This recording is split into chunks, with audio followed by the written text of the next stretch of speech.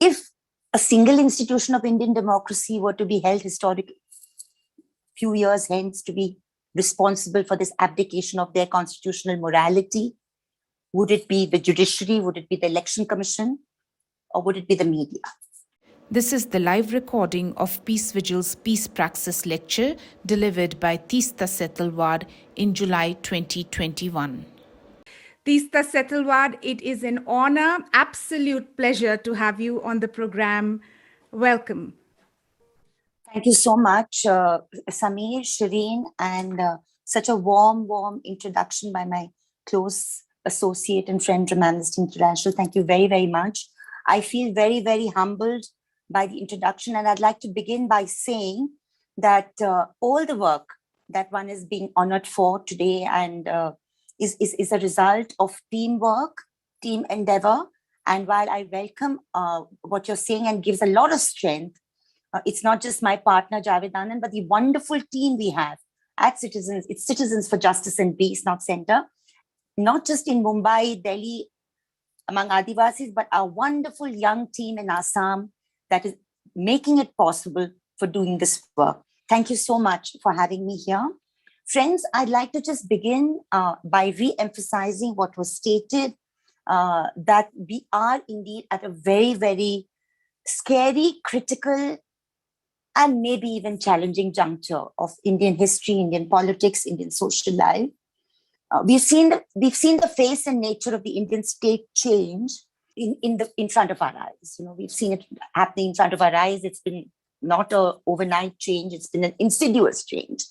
But the nature of this change bodes extremely ill for the future of India as a democracy, as a democracy based on social justice and the values incorporated not just in the constitution, but also in international values and our values, which, I mean, I always say that our Indian constitution, of course, is based on modern precepts, which were world over fought for, but it's also based on the ages-old struggle, which is rooted in our soil, which is the struggle between the Shraman and the Brahman, which has given birth to reform movements, radical movements, movements for non-violence since early Indian times. And I think what we are seeing, the refashioning of the Indian Republic into a majoritarian, autocratic, theocratic state, defying all these values and ideals, is attempting to turn all this history and reality on its head. Yes, friends, struggling for rights, dignity, existence is not easy anywhere in the world. And in that sense, I'm humbly accepting all your words. I'd like to say that some of us were brought up in a more humane time, in a better time, where it was possible to dream of a better India. Today, if you look at the young people jailed for the Delhi 2020 violence, our friends and advocates jailed in the Bhima Koregaon case, or many, many other young Muslims who have been jailed under the draconian counter-terror laws like UAPA, you realize it's a different India, it's a different state that we are looking at. So what strategies do we employ? How do we try and modify those strategies, train those strategies, and yet remain afloat, yet continue the battle? Hate as political tool, hate as media project, hate as state project. We've seen all manifestations. Hate as political tool has been there with us for the longest time, maybe 125, maybe almost 100 years. We know where it comes from. It was there before independence and partition, insidious rumor mongering, targeting of sections and communities. And if we look at the post-partition and post-independence riots and then pogroms against religious minorities, it took on a special shape, blaming a section because of the various section of the continent, hate speech, hate writing, all of that. Our experience as editors, co-editors of Communalism Combat, brought home to us that if we had to successfully deconstruct this vilification, communalism of the majority, we needed to look at various sections of minorities and try and build sororities, sisterhoods of association and alliance building across these minorities. Have we been entirely successful? I'm not sure. But the attempt, believe me, goes on. It manifests in the programs that Citizens for Justice and Peace keeps on launching, whether it is with the Adivasis of Sonbhadra, or the citizenship crisis in Assam, or the All India NRC NPR, or the campaign to repeal draconian laws like UAPA, or, as importantly and very fundamentally, our constitutional rights program, CODE. We try to do all of this. If a single institution of Indian democracy were to be held historically, few years hence, to be responsible for this abdication of their constitutional morality, would it be the judiciary? Would it be the election commission? Or would it be the media? As a proud journalist, media person, I would argue with a lot of pain, and I don't like saying it, that if there's one section that has really been responsible culpably for this, for promoting this vilification and hatred, it has been large sections of the Indian media. Just look at the last 1.5 to 2 years, even if you don't go back 7 years, which we will need to, but we will shortly. If you just look at the last 1.5 to 2 years. The stigmatize, the deliberate targeting by certain electronic channels, particularly those that telecast in Hindi, which is the largest, spoken Indian language across the central and North Indian belt. The manner in which the Tablighi Jamaat Markaz incident of 12th and 13th January was picked up, and the Tablighi Jamaatis and all Muslims were dubbed as corona spreaders, super spreaders of the coronavirus, and the stigmatization and demonization actually percolated down to the villages and streets of Western UP, Eastern UP, and Ghaziabad, where the Muslim vendor, the Muslim shopkeeper, the Muslim housewife, homemaker experienced social boycott and ostracization. I think the media needs to introspect, and the media has been culpable and responsible. So one of the things we've attempted to do, and we are small, we are not the largest alternate media outfit, and hats off to some of our colleagues who've actually collaborated with Amnesty International for this entire expose on this snoopware and malware Pegasus. We try our best to deconstruct this demonizing and hatred wherever we can. The best way to do it is through reportage, dissembling the myth-making and the stereotype. The latest in that whole array of that, and you'll find many of them, you'll find is in the population bills that are attempting to be brought up in Assam and Uttar Pradesh, the constant demonization of the religious minority Muslims. Interestingly enough, our experience has found that while there's a visceral hatred that this kind of politics has towards Dalits and untouchables, they also find it very convenient to electorally woo them into the wider span of the Hindu nation. But if you look at the kind of violence and the brute violence against Dalit women, Dalit young girls, Dalit ostracization that has, whether it's Gujarat or whether it's Uttar Pradesh and states run by the same party that is in power at the center in Delhi, you realize that this anti-constitutional project, this project to transform the Indian state, actually goes back to a document that Baba Saheb Ambedkar had actually symbolically burned on 25th December 1925, the Manusmriti, which actually had a certain of extremely malevolent things to say about sections of the Indian people and justifies structural exclusion. So what we are really looking at is this differential citizenship, this discriminatory state and discriminatory state in function. So we have attempted to do through journalism, first through print, now a little bit through digital and electronic, through videos, etc., to see if it's possible to try and through interviews, not storytelling, but real life storytelling, actually try and dismantle some of these misconceptions and stereotypes that build up.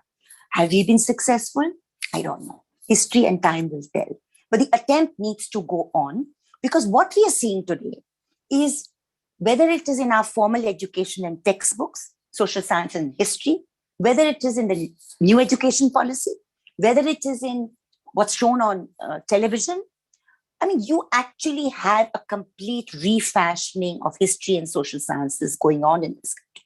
The god is taboo, Adivasi, Dalit, minority leaders, non-existence. Anybody who talks about radical social justice historically are taboo from the text. And the reconstruction of a kind of mythical, non-existent past to justify all that is the cruelties of the present is taking place. In Khoj, in the classes that we undertake in Khoj, and this has been going on since 1993-94, when my city, which I believed to be at least relatively cosmopolitan, experienced bitter schisms after the demolition of the Babri Masjid on 6 December 1992. And the hate came in, I mean, the bloodletting and the hate was viscerally visible in living rooms and homes.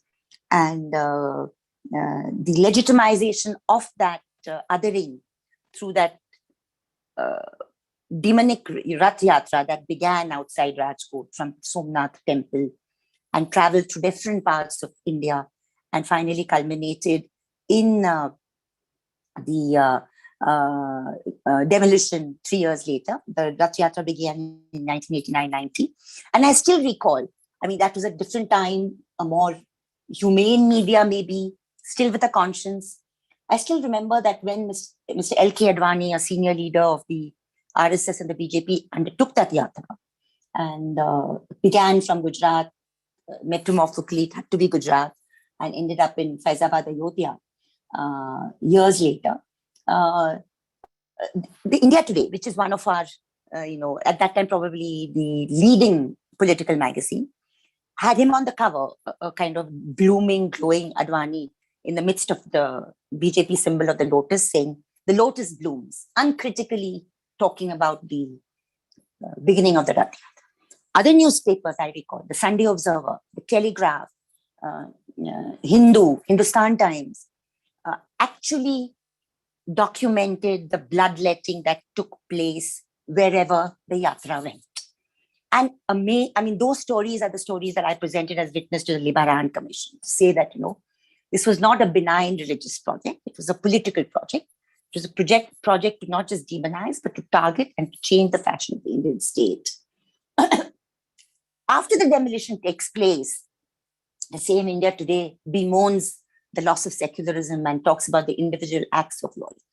Point being, when we began communalism combat in August 93, after Bombay burned, following the demolition, it was through the lessons we learned as quote-unquote mainstream journalists. Javed was in Sunday Observer, I was in the Daily and Indian Express. I was Business India magazine at the time. I'd covered the entire Bombay burning. I'd actually even managed to tap the wireless messages of the Bombay police, which showed a high degree of communal bias in the police force at that time in preventing relief to Muslim-dominated areas.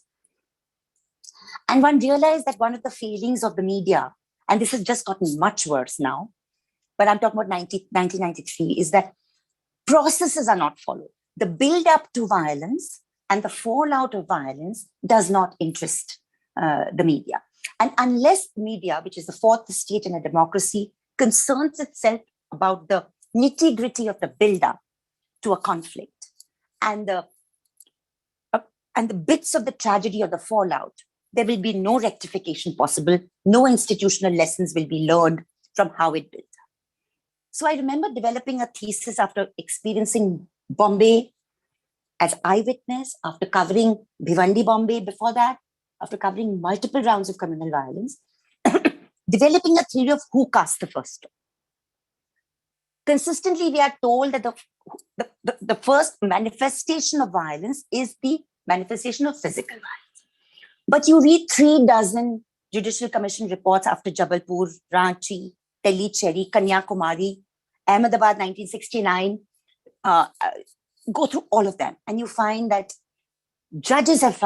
sitting judges have looked at these outbreaks minutely, have found that it is the insidious hate speech and hate writing through your parchas, through your rumor mongering, through your local media. That time there was no social media and all the rest of it and its dynamic effects. My good friend, former journalist from the Times of India, Akshay Mukul, has done a brilliant book on the documenting the Gita press pre-independence and after. That it is this kind of othering and hate-letting consistently that actually builds up a conducive atmosphere for complicity towards violence, where the majority keeps quiet. And we saw that happen. We saw that happen in Bombay. We saw that happen earlier. We saw that happen in Gujarat, amplified in 2000. We saw that in Muzaffarnagar in 2013. So a huge part of our strategy, a huge part of our focus needs to be targeting hate as a political tool, hate as a media project, and hate as a state project. I mean, we need to be able to create peace workers on the ground who see the distinction between free speech and hate speech, because my freedom of speech under Article 19 of the Constitution cannot in any way overrule any other fellow human being's right to life and the right to live with dignity, particularly if I espouse hatred from a position of social, political, or economic power. And time again, world over, it's been established that hate speech does precisely that. And we saw it. We saw it through the COVID-19 coronavirus lockdown period, where you saw stigmatizing, demonizing. There have been at least 5 or 6 significant reports which have documented how Muslims have been targeted. It's not as if it didn't exist before, but it seemed to make it much, much worse, the lockdown period. So targeting hate has been very much part of our strategy. Now, how do you target hate? How do you target this insidious hate-letting that is a part of a political project, which will be 100 years old in 2025? And how do you also attempt at grabbing back the spaces from refashioning of the state? Not an easy job, just as was stated right in the beginning. Our interventions in Gujarat, 68 cases we fought, from compensation to individual trials to the ongoing Zakia Jafri case. All these cases that we fought and are continuing to fight. If somebody asked me today, were you successful? It's exactly as was so well put in the beginning, that it's an incomplete struggle for justice. Is the glass half empty or the glass half full? If we had not fought those battles, 172 people would not have been convicted, 124 to life imprisonment. On principle, CJP, Citizen for Justice and Peace, and our survivors, all the survivor families, women at the forefront, Muslim women at the forefront, Hindu women of the Godhra train burning, actually spoke against death penalty. It took a lot of doing. We discussed with them, we deliberated with them on the difference between retributive justice and reformative justice. And despite the fact that they had lost their young children, young sons, daughters, seeing their young girls being gang raped, they came around to the view that both for pragmatic and principled reason, we should be asking for life imprisonment, not death penalty. Now, these sound unimportant, but it was a huge moment for us as a group to be able to undertake this. And though there's been a pushback, because, I mean, what more can be the pushback be than the perpetrators are in power in Delhi, or the fact that some of the most powerful who were convicted by the Sessions Court got acquitted finally in the High Court. And many of the powerful perpetrators never got convicted at all. But unfortunately, in India, we are in a situation where you have to compare this justice struggle with previous and post ones. And if you do, you find that it's because of the nitty-gritty, rigorous engagement that my legal team and we had in the Gujarat struggle, that we have managed to actually stay the course to some extent. In all other bouts of targeted violence, in all other major bouts of targeted violence, it has been virtually been no justice at all for the survivors. And I think that tells us something very sorry about the Indian system, and the Indian system needs to look unto itself and ask these questions of itself. Recently, a book has just come out, and I'm promoting it, I'm just mentioning it to you. It's called Delhi's Agony, brought out by Leftward, and it is a book that has essays by 7 or 8 of us. And I've written this piece there on Hate Estate Project and the Delhi pogrom, where I look at this whole question of the absence of institutional memory in India. And it's something that really has been deeply bothering us and me particularly, because whether it's D.K. Basu judgment, which talks about conditions in prisons and torture, custodial torture, etc., or whether it is something like the Best Bakery case, which was a landmark judgment for the minorities. When the Best Bakery case got transferred out of Vadodara thanks to CJP's intervention, retrial was ordered. And after retrial in Mumbai, there was conviction and a lot of vilification. That was my first false case against me, etc., but the conviction held. Despite findings in some of these landmark cases, you'll have another bout of violence, you'll have another bout of targeted violence, and yet, and the courts and the institutions somehow do not learn from the lessons put out in earlier verdicts. What is the responsible for this absence of institutional memory is something that Indian democracy seriously needs to grapple with. If the 1990s threw up this phenomenon of prejudice, existing prejudice in sections of the police force, institutionally, there has not been really too much acknowledgement of the fact that there is communal bias in the police force, caste bias, class bias in the police force, gender bias in the police force. And it's inevitable when you look at a structured society like India, in which its most influential members, particularly today, are not just hate letters, but have a huge gender and communal bias, that this would reflect in the institutions that we create. So a lot of our work has had to do with trying to knock on the doors of democratic institutions, trying to get the democratic institutions bit by bit, chip by chip, more accountable. When it comes to hate speech and hate writing, we continue to complain. We complain to the police authorities, we complain to the NBSC, which is National Broadcasting Statutory Authorities, we complain to Twitter, we complain to Facebook. Half the time we're not successful, but sometimes we are. Just recently, I mean, there were completely malevolent comments bordering on the violently pornographic against Muslim women on Twitter. We had a sustained campaign, which we launched end of May this year, Twitter. Finally, just a week or 10 days ago, Twitter has discontinued many of those accounts. More will surface. That is the nature of the social media. One just has to go on and at it. Friends, I really appreciate the concerns that Indians and others living outside India and the worry that they experience to see what's happening in the country of their birth. And it is actually very, very worrying.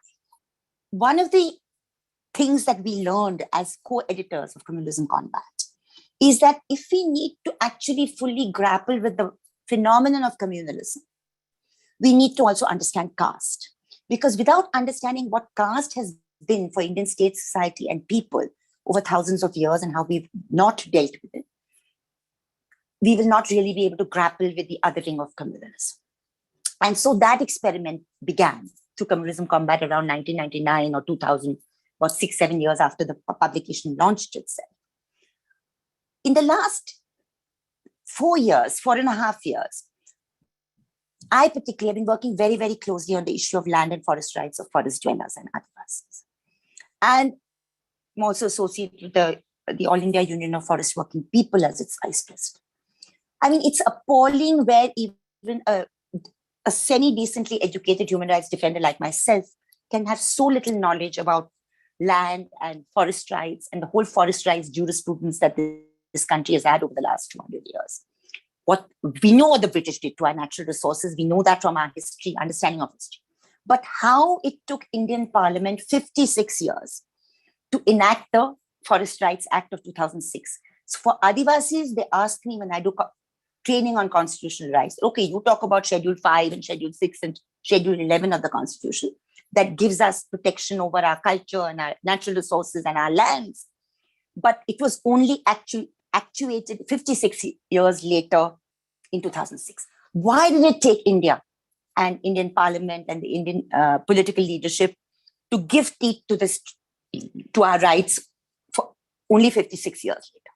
And that brings you back to Babasaheb Ambedkar, who said that on 26th of November 1949, that we are embarking on a very dangerous path, that we are giving ourselves political independence on a structural inequality, economic, in a society which is hugely unequal socially and economically. And that, I think, is something that even in the anti-communal battle, we've grown to understand that to make this struggle more sustained, we have to build horizontal equations with other minorities, other sections who are experiencing different levels of discrimination. It may not be the same hate letting, but it's certainly the same kind of violence, just differently manifest.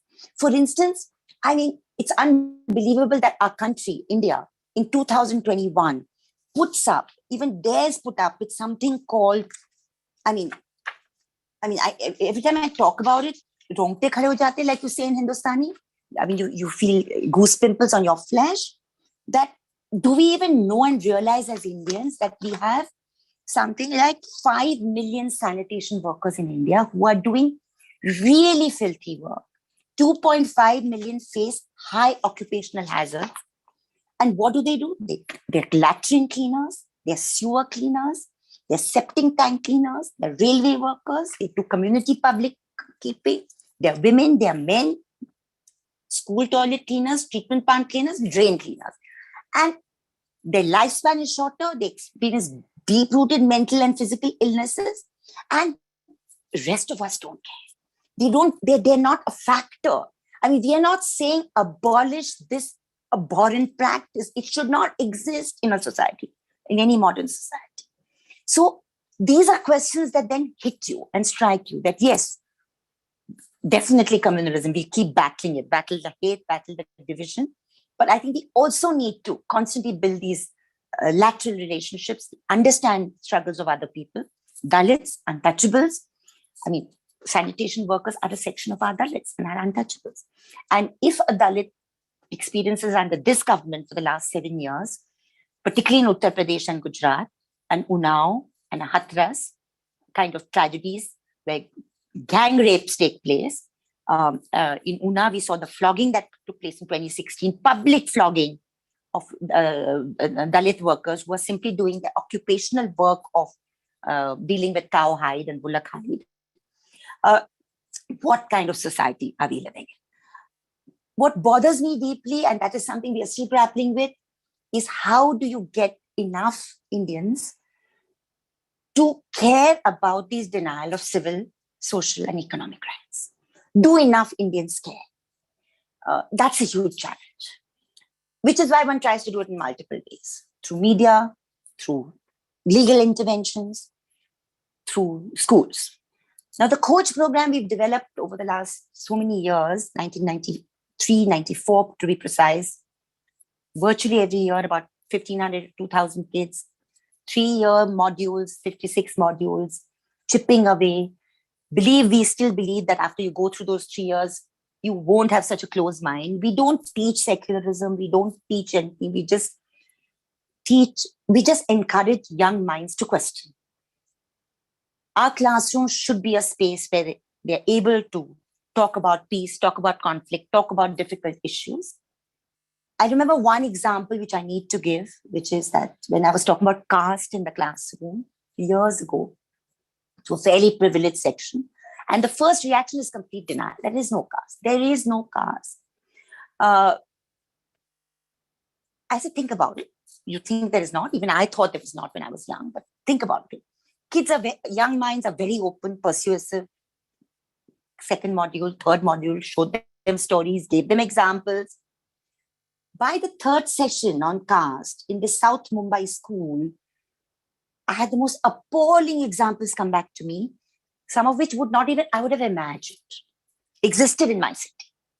One I still remember, which I cannot forget. This young girl who gets up and says that she lives in Worli, where there's a 21 or 22-story building, all housed by IAS officers. IAS officers are civil servants, government servants. She's one of them. And she said, when she prodded and talked to her mother about it, mother was most open.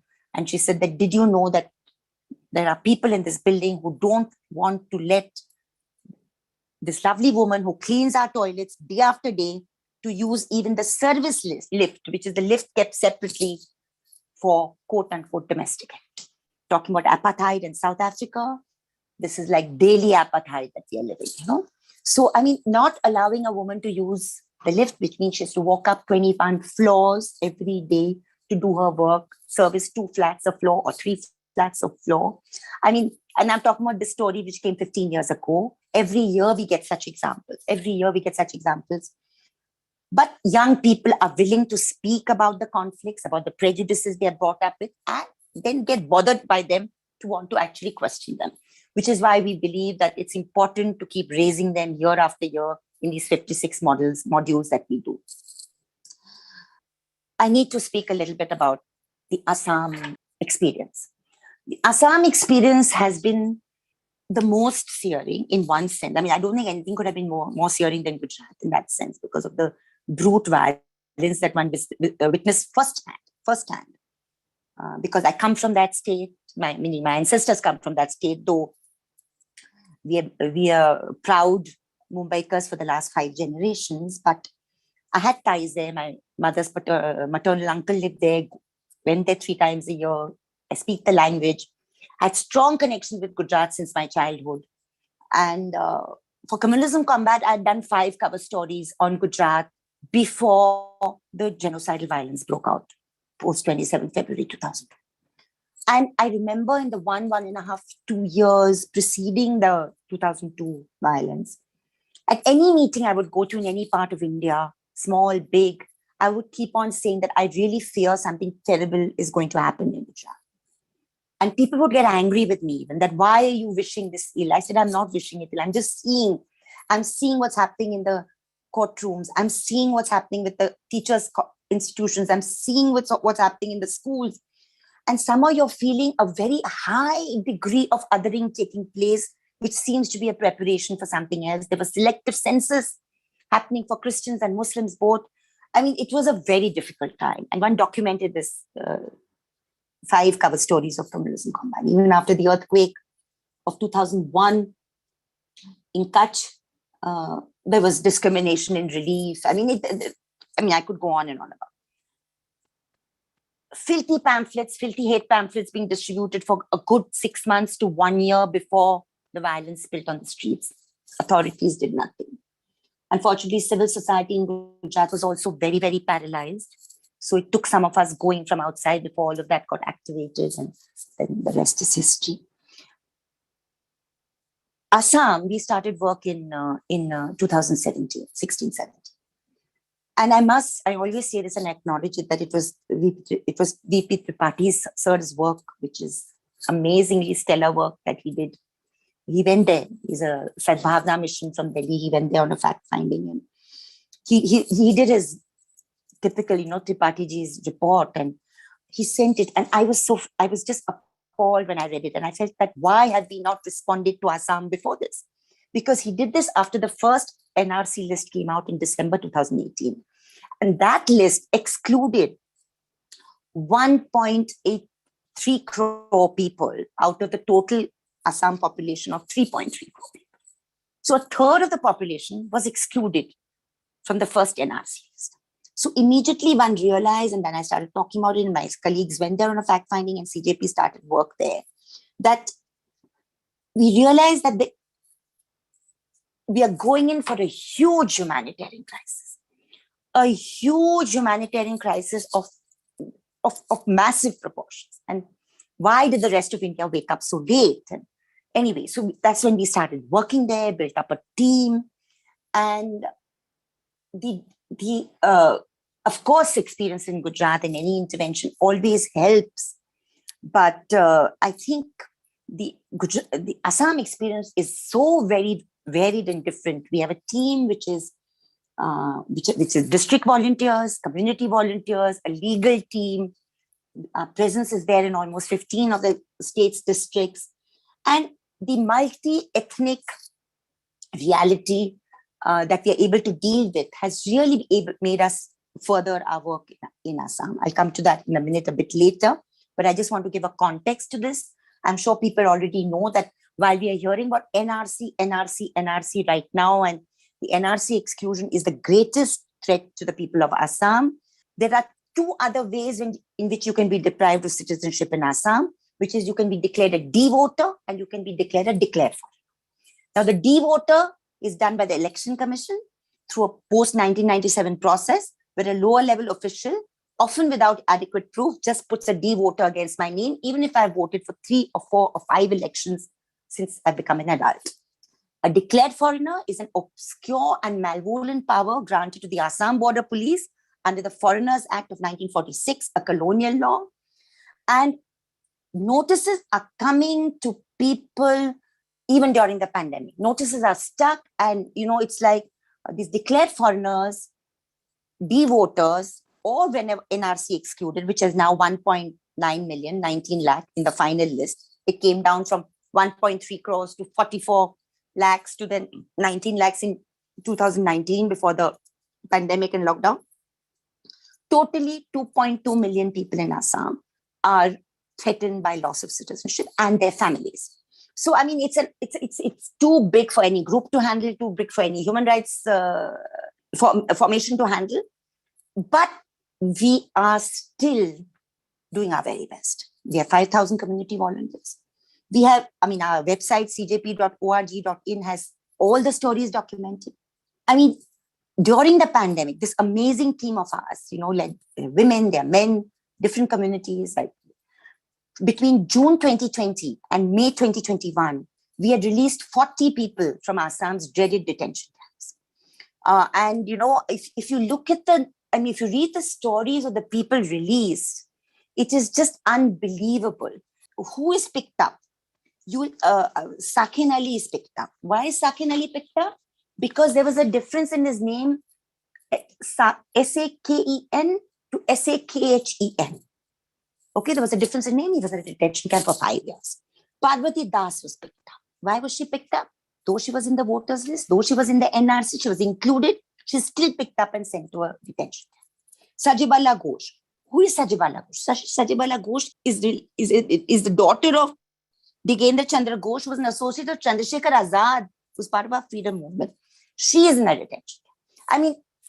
Then of course, there is, like I said, Sakin Ali, there's Amla Das, there's Simon Nissa, there's Abdul Khalik, there's Paul. The list is endless. To date, there have been 128 suicides and deaths of people completely traumatized by the citizenship crisis.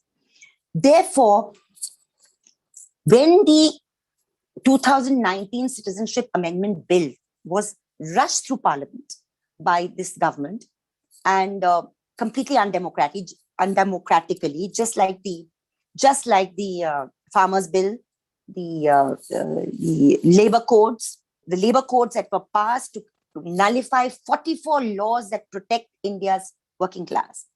And those were hard-won battles over 150 years for safe conditions, working hours, tripartite negotiations, etc., all done during the pandemic period. The CA 2019 happened before that, on December 9th and 12th, 2019, passed within a few hours without debate, without listening to the opposition. And while you had the most oppressive government in power, we saw something amazing emerge out of that. We saw a burgeoning of citizens' protests, first coming out of Delhi, Aligarh, and then completely inspiring the rest of us in India. And who was leading these protests? It was young Muslim student leaders, other student leaders, and the Muslim women of Shaheen Bagh. I always say that if Indian Parliament was throttling the constitution, and as it has been doing for the last 7 years, it was these anti-CA, anti-NRC, anti-NPR protests that brought it alive on the streets. Now, at that time, when this started happening, of course, we were there in solidarity with the protests, but my organization, and me particularly and 3-4 of my colleagues, were called for over 300 trainings all over India, simply because of our experience in Assam, because people started getting worried. And obviously, the Muslims of India were first worried because of the religious demarcator of citizenship exclusion in the CAA. But beyond that, it's also others were worried, because when they started hearing about CJP's experiences in Assam, and I would like to also mention that we did a deconstruction of the 1.9 million, 19 lakh people excluded from the final NRC. And we kept telling people that while you might be, the demon inside you might be happy that Muslims are the target, because we all have that shaitan inside us, that is why hatred works. Please look at the final list of exclusion. You will find that in this 1.9 million, there's only 5.5 or 6 lakhs who are Muslim. The rest are Hindi-speaking Assamese, Gorkhas, Rajbanshis, Santals, Bengali Hindus. So once a malevolent state project of trying to use a documentary test of citizenship that gives unconstitutional powers to the bureaucracy and the politician gets into place at an all India level, God forbid, and we should do everything to resist it, all that will ensue is continuing social strife, a scramble for documents, and people will be just viewing each other as Dushman, but your migrant worker, your minority, your religious minority, ethnic minority, Adivasi, forest dweller, even professors, all of us are going to be held hostage to this entire thing because it's inherently an anti-constitutional act. So what we were trying to do is explain to people that if you're panicked, yes, of course, try and get your documents in order and all, because that is important. But also we need to understand why and how we need to resist this. Because it's not only the religious minority that is finally going to be the target, though that is their ideological motive. But eventually it is going to be the working classes, it's going to be the toiling classes, because they want to create a whole section of people who are non-Indians. And citizenship eventually is the right to have rights, is your relationship with your country, it's your right to belong. And the stories out of Assam are so tragic that is unbelievable and haunting. 104-year-old woman. I mean, she's beautiful in her wrinkles. And she says that, I was known as a beauty in my young age. And she's been in jail for the last 2.5 years. We just released her last month. I mean, there's story after the story, but if one starts telling the stories, they will never end. The point being that our experience with the forest worker strategy has given us one kind of experience about land rights and forest rights. We continue to deepen our understanding there to build alliances. Our experience in Assam has actually been a very humbling experience because in terms of legal intervention, in terms of legal understanding and understanding of constitutional law, one has seen how the face and shape of the Indian state, including the Indian judiciary, has shifted over time and how we need to actually tackle it. At present, we are engaged in a very, very ambitious exercise of analyzing 1,200 orders of the Foreigners Tribunal. Foreigners Tribunal, Amnesty has also brought out a report, are those creatures which are out of the purview of any constitutional bind. So the procedures that are followed don't follow the Evidence Act or the Constitution or any principle of natural justice. So we are trying to analyze these orders to try and get a mammoth class action in the courts, because we realize that with the best will in the world, if you're looking at 2.2 million people who have to go through first the Foreigner Tribunal, High Court, and then the Supreme Court, it's going to take 234 years for this problem to get resolved, which means it's never going to get resolved because it's a political hot potato, which the politics wants to keep on power. And at the moment in Assam, we also have a chief minister who's saying encounter should be used. 5 people were killed last week. We don't know who they were. They're possibly not the most hardened criminals. In any case, encounters are illegal and unconstitutional. So we are seeing various facets of the Indian state emerge at the center and state levels, which are hugely problematic. Bhima Koregaon was mentioned, so I won't mention that particular case, but I will say that whether it was the Arsenal report in the case of Bhima Koregaon or the Pegasus report, we are seeing insidious measures being adopted by rogue elements in the state to try and keep people in jail.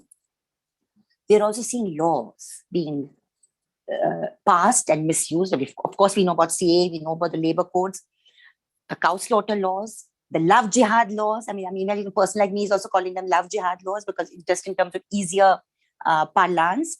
Uttar Pradesh, Gujarat, Madhya Pradesh, Uttarakhand. Uttarakhand was the first. Laws which essentially affect my autonomy as a woman in terms of life partner. These laws have been passed. And therefore, today, just like we saw during colonial rule and possibly during the emergency as well, law itself has become a tool to take away your constitutional rights because you're passing draconian laws which are inherently anti-equity, anti-natural justice, and anti-constitutional. So therefore, there's a huge challenge. Is there hope from the judiciary? Is there hope from the media? Is there hope from our educational institutions? Is there hope from our police forces? Is there hope from our intelligence agencies? Is there hope from our politicians? Is there hope from the political opposition? All these are questions which I'm sure will come up. But our experience tells us that unless one acts vis-a-vis all these various institutions, acts to prize open spaces and to push principles of equity and non-discrimination, point out lacunae in Indian laws if there are, and bring in international principles. Talk about the issue of citizenship, talk about the issue of equality, non-discrimination, preventive detention, draconian counter-terror legislation, even if it's complicated. We need to try and talk about all of these issues at some level and build up an understanding of intersectionalities. What is happening with the new education policy just now is something which I've just touched upon, but it's a very, very frightening scenario in terms of what they're planning to do with the formal education in this country. And that also needs to be looked at very, very closely inside and outside. I mean, finally, there have to be time for questions. I can't go on, but I just also need to just give a few examples. People of our generation were brought up in a happier time, in an easier time, I believe, even with the privileges we were born into, though many people in India have not had those privileges even in the past. But we were born, but we lived in a period of time where the values that the Indian freedom struggle threw up, which were values of anti-colonialism, equality, non-discrimination, composite nation. And which is why I believe that the strength of the Indian Constitution lies in the fact of what the Constituent Assembly did over 299 days, within which partition happened, is that it realized that despite the schisms caused by the religious vivisection, India needs to remain committed to a democratic republic, socialist, secular state. And it's that those values that stayed for a couple of decades, and some of us generations lived with those values, even socially and otherwise. Today, young people have that taken away from them. I mean, whenever I talk to youngsters, I was talking to them earlier this evening, there's fear, there's hatred in the air, there's social division, there's a legitimizing of hate like never before. So where does the hope come from? I think the hope comes from these very young people who are learning so bravely to fight back, who have fought back, whether it's in Hyderabad Central University, whether it's in JNU, whether it's in Kashmir, NIIT, whether it's in Assam universities, whether it's in Pondicherry. You see young people still trying to fight for their rights and not giving. I think there is still a lot to be hopeful for, but there's also still a lot to worry about as far as India is concerned. I do hope some of what I said made sense. I know that probably crossing the limits of an hour that Samir and Shirin mentioned to me, but I just like to end by saying that this phenomenon that we are going through in India is obviously not just an Indian malaise. We are seeing world over, quote unquote, democratic governments becoming more autocratic and more majoritarian. But we have a very peculiar problem here. We have a very peculiar problem which we should not run away from. That when we look at, say, the ideology of Hindutva, which is so brazenly promoted by, which is a militarized version of the upper caste Hindu faith, which is not the Hindu faith as millions know it and live it. I think the question that majority India will need to ask itself, and Hindus everywhere in the world will need to ask themselves, is, does this version of our quote unquote the manipulation of our faith behove an acquiescence, or should we not resist it? Should the complicity of silence needs to be broken, because it's a very peculiar refashioning of India into a theocratic state that is going on. Proto-fascism is what some of us call it, unashamedly.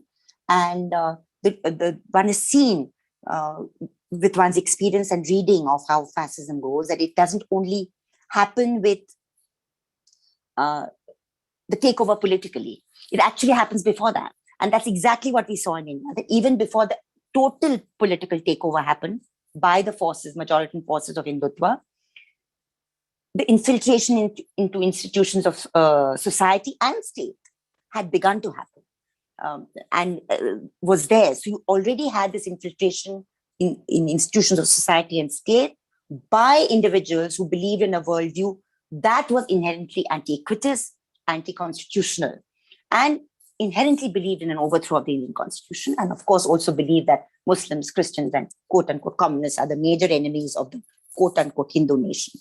So I think this will be a question at some point that needs to be confronted by the majority, particularly the middle class, more privileged, that is this what you want? Is this what you're saying acquiescence to? Because there's a dialogue and a discourse all the time post 2014, trying to kind of assuage ourselves and tell ourselves that, I think the victory of 2014 had nothing to do with what happened in Gujarat 2002. It had to do with corruption in the previous governments and the model of development, etc. Well, it was just that model of development that was brazenly promoted, which is what we are seeing all over India today, which is being resisted now. And when some of us kept on saying that it is this combination between the homogeneity of transfer of public resources to corporate capital that we saw in Gujarat, a jobless growth, and crude majoritarianism built on the blood of close to 1958 Muslim lives that became to be known as the Gujarat model. So that is what the rest of India is experiencing just now. There have been breaks. There have been minutes of hope. The South offers a lot of hope. Bengal at least temporarily offers hope, though it's not the ideal solution. All of us know that. But how can federalism be recaptured? How can equity be recaptured? How can the spirit of the freedom movement, not just in terms of what the privileged believe, but in terms of what the Adivasis, the workers, and everybody who contributed to it, how can that spirit also be captured?